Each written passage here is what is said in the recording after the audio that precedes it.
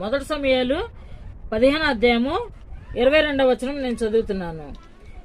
అందుకు సమూయేలు తాను సెలవిచ్చిన ఆజ్ఞను ఒకడు గైకొనట వలన యెహోవా సంతోషించినట్లు ఒకడు దహన బలులను అర్పించటం వలన ఆయన సంతోషించిన. ఆలోచించము, బలులు అర్పించట కంటే ఆజ్ఞను గైకొనటయు పొట్టేళ్ల క్రొవ్వు అర్పించట కంటే మాట వినటయు శ్రేష్టము. అంటే నువ్వు దేవుని మాట విన్నానని చెప్తున్నావు కదా సౌలు, మరి నువ్వైతే దేవుని ఆజ్ఞనైతే ధిక్కరించావు. నువ్వైతే బలులు అవన్నీ అర్పిస్తానన్నావు. నువ్వు బలులు అర్పించినా పొట్టేల కొవ్వు అర్పించినా దేవుడైతే నీ బలుల్ని అంగీకరించడు. మాట వింటే ఆయన సంతోషిస్తాడు దేవుడు. నువ్వు తిరుగుబాటు చేసావు.